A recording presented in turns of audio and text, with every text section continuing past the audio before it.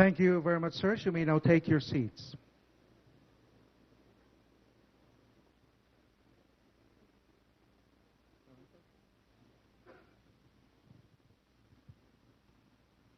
Ladies and gentlemen, Police Director General Ronald De La Rosa, Chief Philippine National Police, will now introduce our guest of honor and speaker.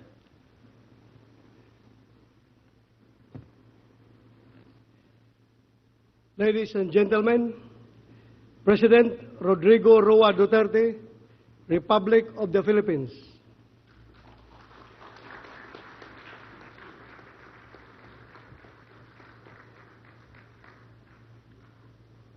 Kindly sit now. Thank you. President Fidel V. Ramos, Executive Secretary Salvador Midaldi, and other members of the Cabinet, Excellencies of the Diplomatic Corps, Police Director General Ronald De La Rosa, Undersecretary Catalino Coy, the officers and men and women of the Philippine National Police, my fellow workers in government, my beloved countrymen. I'd like, before I forget, my warmest congratulations, felicitations to the awardees today, this afternoon. And I would like you to know that I am greatly gratified by your work you have shown. Salamat po sa inyo. Now,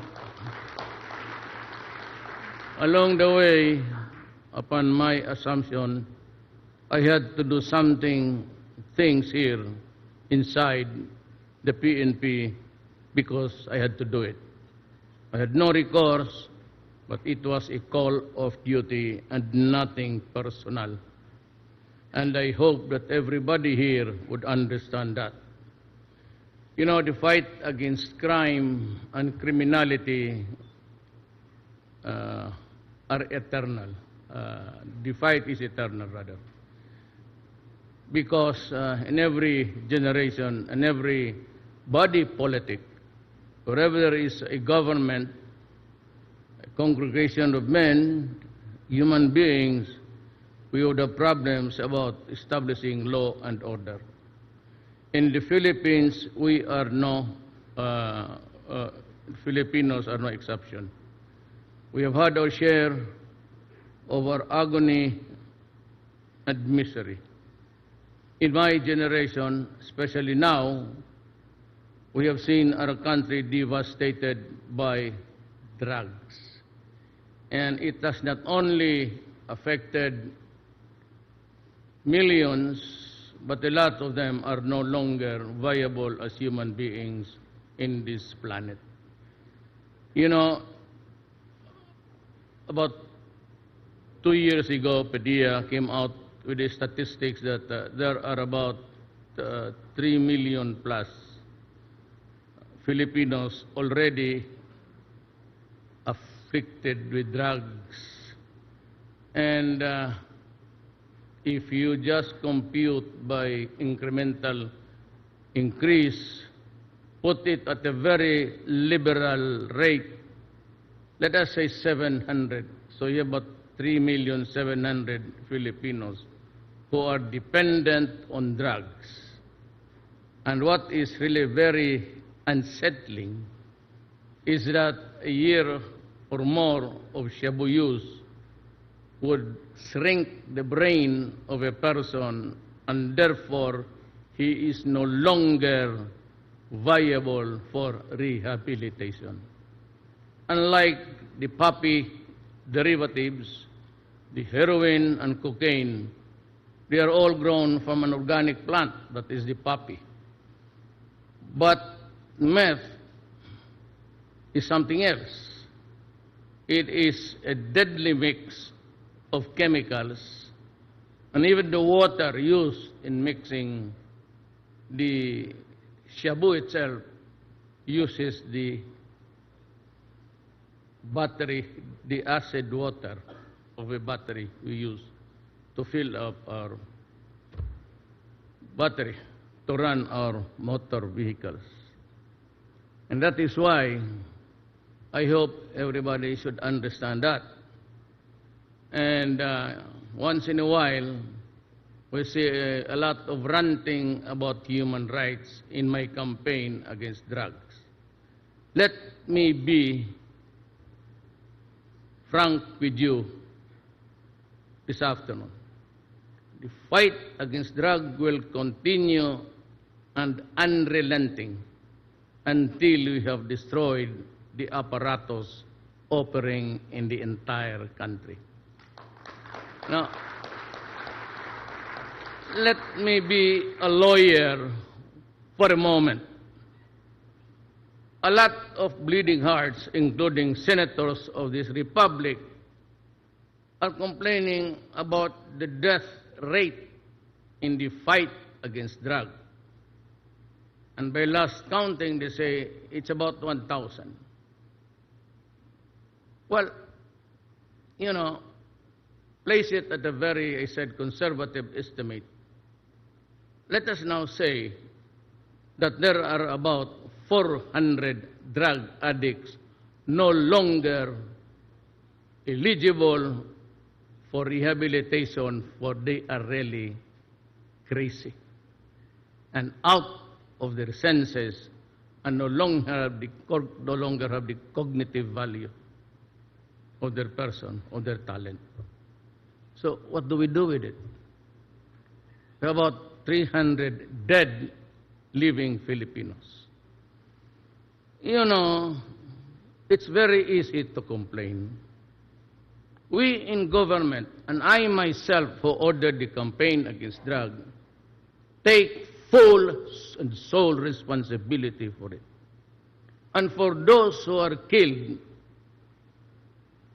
in a police operation, in a firefight, we are willing to submit ourselves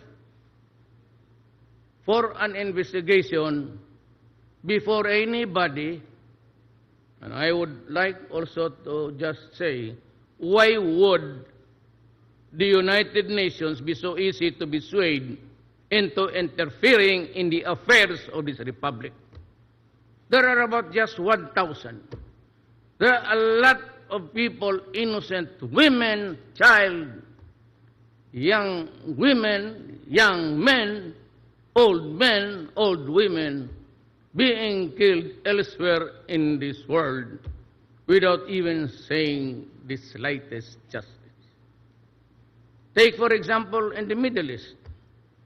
I have yet to complain, the United Nations complaining publicly, even not criticizing the countries who are into it and bombing villages and communities, killing everybody there, including the goats and the cows and the dogs. I have yet to complain the UN President state publicly over and over again because of the loss of the lives of innocent people. That is the problem. And here comes a UN easily swayed and coming on a very stupid proposition of them. You know, for those who are killed by the other drug syndicates, we can only investigate, but do not attribute the acts of other criminals upon my government. I say the easiest way of really just being into politics. And here is a senator complaining when one day I will tell you that her driver herself, who was her lover, was the one also collecting money for her during the campaign.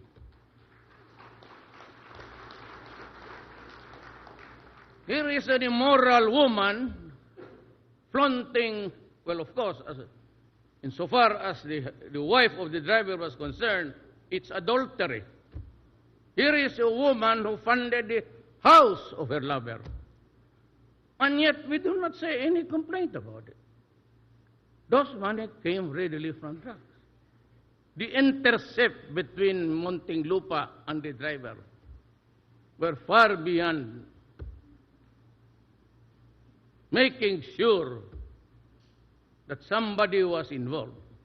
But in fairness, I would never say here that the driver gave the money to her. But by the looks of it, she has it. Ang makapahirap dito. Namumulit ka posturing when you yourself has a very sordid personal and official life. I will show to you, I have this CD when she first investigated me in Davao for human rights violation. Before the press entering the hotel lobby, she said, I will prove that Duterte is connected with the DDS, Davao Death Squad. Until now, she keeps on yakking, and she has forgotten that tape which I had recorded. I would like her to eat it in my presence, but I cannot do it because it is not an accepted edible food for human beings. What's the problem? We inject politics, only 1,000 died, and you put my country in peril, in jeopardy for the 600 now. Lives wasted, destroyed, families broken, children left, husband and wife together with so many orphans whose parents are alive. Yan ang pinakamahirap dito sa bayan na to. And frankly, one of the things that really prompted me was at the urgings of President Ramos, because he himself, as a matter of fact, knew what was going on. And he came to me repeatedly and said, you run so that you'll have a president from Mindanao and one who can save this nation. President is here, you can ask him. Long before we started the campaign, we already knew what was wrong with the PNP. And I had that's why I had to do something about it. As president, I could not have started my administration with a corrupt Philippine National Police. Alam mo, when I was mayor, and you can ask anybody for that matter, in Davao City was one place where the police, during my time, was protected if they were in the performance of their duties. Once they were disciplined and suspended, I had to pay for the basic salary, the take-home pay, so that the family will not go hungry. I provided the lawyer, and as a matter of fact, I intervened actively. I will not elaborate on it. If I feel that they would be wrongly accused and maybe sent to prison for no reason at all. There was a time when about 27 of the best officers, they are in these halls today, were ordered dismissed. And I practically went into a rebellion and said to the Manila government, this decision was not acceptable to me at all. And I stood my path, and I insisted. And that is why Davao City progressed tremendously, progressively, because of the police and the military who gave me their full support. So in return, what can I do for you, my dear policemen, police officers? I have increased your salaries.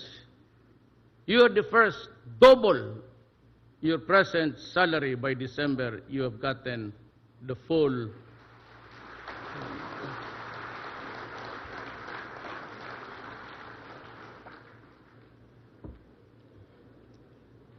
and I included the Armed Forces of the Philippines and the PDEA. Same,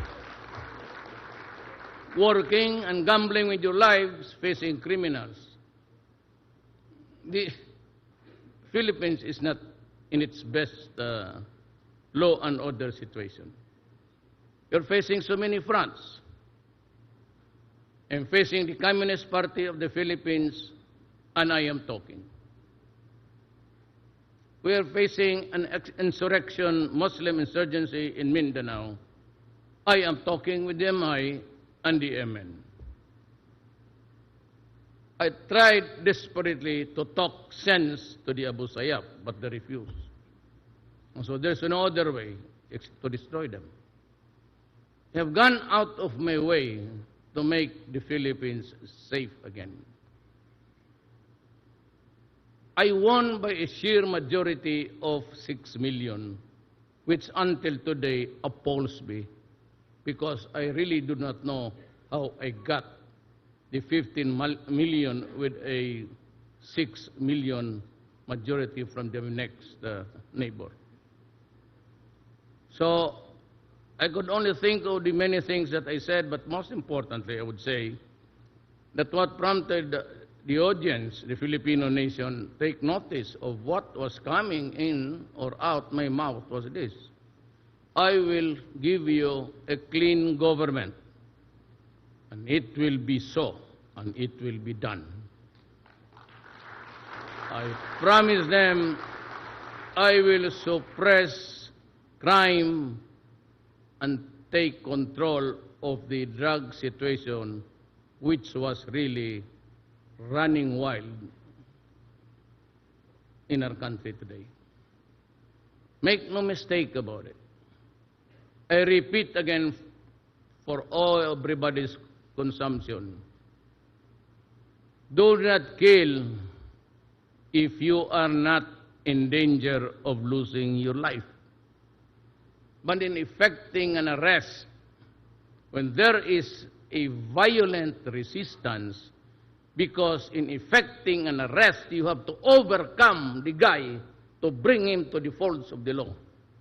If you cannot bring him to the police station, if you cannot place him under the control of the law, because that is your job, to arrest, which means to overcome the resistance.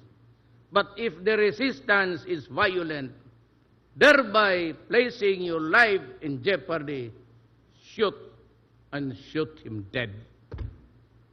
Can I be more clearer than that?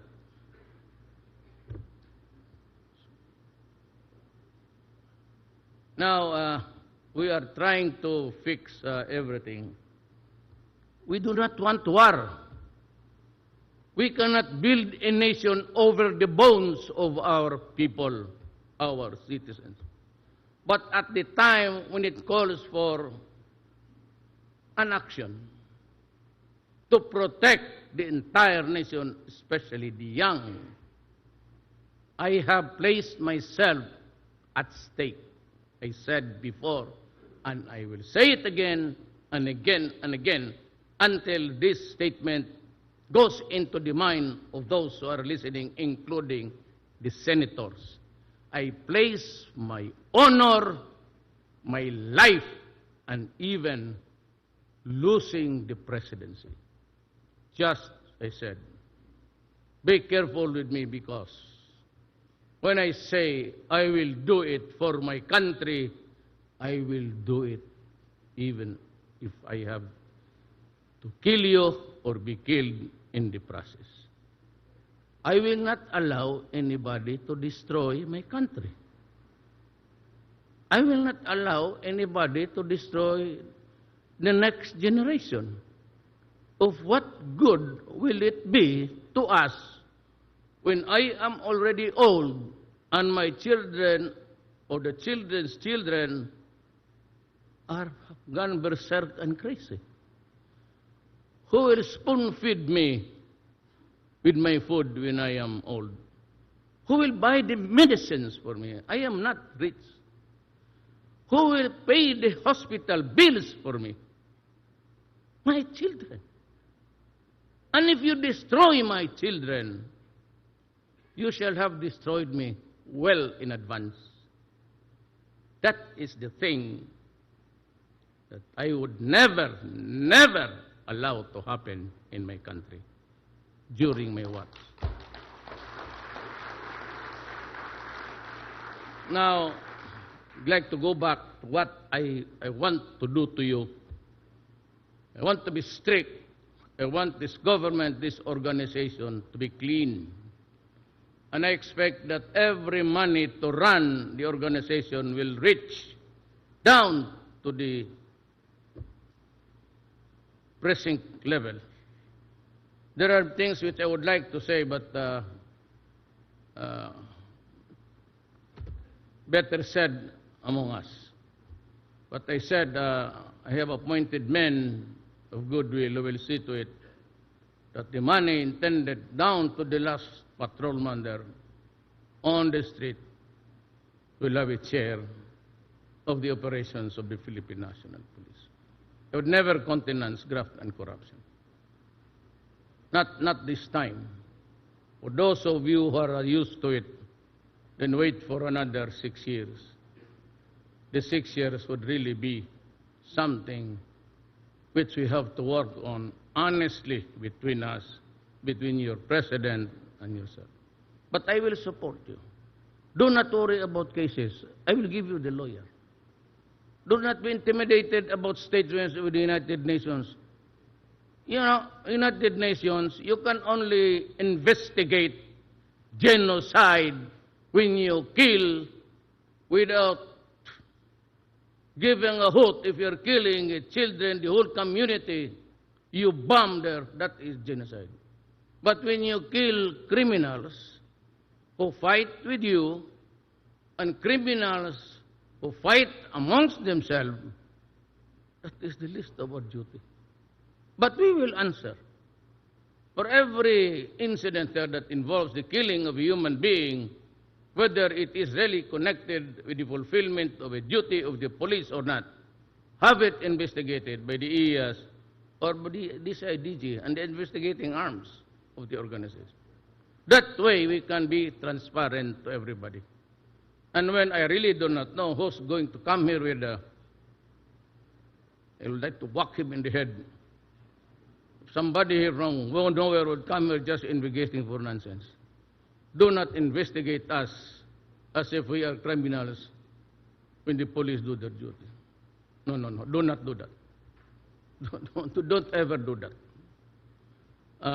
I would not receive you warmly in this country. But if you come here to explain or maybe to the UN about the happenings of criminals who kill themselves or being killed because many persons have been waiting for this time. Those who lost their sons and daughters to drugs. Maybe they saw it fit this time to take the sweet revenge that they have been longing for. Me, for example, if I were an ordinary citizen and I have lost my daughter to drugs, she gets pregnant 5 times a year, she is despoiled because of drugs. I've lost my son and another son. Bullshit, I will kill you. I will kill you. I will take the law into my own hands. I will not eat sitting down. Forget about the laws of men. Forget about the laws of international law, whatever. I'll just ask you simply, the eternal justice that runs this universe. But what right do you have to cook shabu and feed it to my children to make them crazy and become useless forever? Who gave you the right in this universe, in this planet, to rape my 1-year-old daughter, to kill a 6-year-old son, to despoil the body of my son and daughter? because you were under the influence of shabu, which makes you crazy. Of the 600, nearing 600 now, safely I would say there are about 200 who are already permanently crazy. I would need an asylum for the insane to house all those thousands of them. I would need the military spaces instead of just, allowing the military to go about the thing unbridled, undisturbed. I have asked the military, because they have the reservations, the biggest ones, of course, to give space so that I can start the building of rehab centers all over the country. I am just waiting for the kind help of our neighbor who is willing to help us. That is my problem. That is my burden. But I said, over and above all these things, I hold it as an article of faith that we can never progress, we can never develop until there is law and order in these islands. Mindanao especially. It's a very fertile land. Then pays that they're collecting taxes without let up. Then we have the sporadic and intermittent killings of the Moro rebels and government. I have to go to Cotabato tomorrow again to visit the wounded and the 2 soldiers who were killed last week. From here, I go to Taguig, to the naval station, because there is a Navy man there who died in action about 4 days ago. Those are the pitfalls. Those are the wages we have to pay because we cannot have peace in this land. And that is why a bulk of my effort would really be to seek peace with everybody.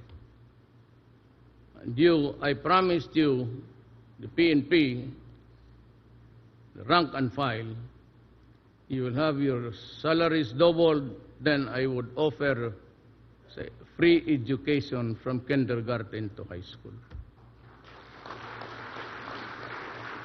Well, when they reach college, there are those who are gifted by God. I am not one of them, who are really the bright, and they can go and pursue. We can have this scholarship. But for those who do not want to study like me before, who seems to be resistant to good education, well, we can always have the technical, and we will have the help of many of our Asian brother nations. China, for example, Japan, Taipei is also one of those, and Thailand, everybody. What China has offered us well in advance to help us training in agriculture. So I'd like to thank you. And we have the United Nations helping us in all efforts of humanitarian efforts. So we'd like to thank you, the donor of these countries, Canada and everybody, for helping my country. In return, may I just be allowed to say that do not be afraid to invest in the Philippines, whether as help or by assistance or business investments. Come here, there will be no hanky-panky, no asking for tips and everything. All you have to do is to tell me, call me, there's a number, and I will do the processing myself for you. And will give you the paper with you just sitting down. And I promise you that anybody, even a whisper, do not ever think about it, because even in whisper can get you into trouble. That is how serious I am, because that is what the people expected of me. Thank you and good afternoon. Thank you very much, Mr. President. Ladies and gentlemen, President Rodrigo Roa Duterte of the Republic of the Philippines. Okay, natunghayan po natin ang programa rin Please po remain sa standing. Philippine National Police sa kanilang 150 na Police Service Anniversary. Nauna po magsalita kanina bilang welcome remarks si PNP Chief Police Director Ronald De La Rosa, na kung saan sa pag-upo nga ng bagong administrasyon ay nagsimula muli ang sigla ng Philippine National Police, na kung saan nagsimula muli ang paggalang nila ng bawat kapulisan sa ating watawat. Dinagdag pa nga, ito'y sinabi nga ni PNP Chief De La Rosa bilang ama ng buong organisasyon. Anya, simula nang umupo siya sa pwesto ay patuloy ang pagpapatrolya ng mga kapulisan sa lansangan sa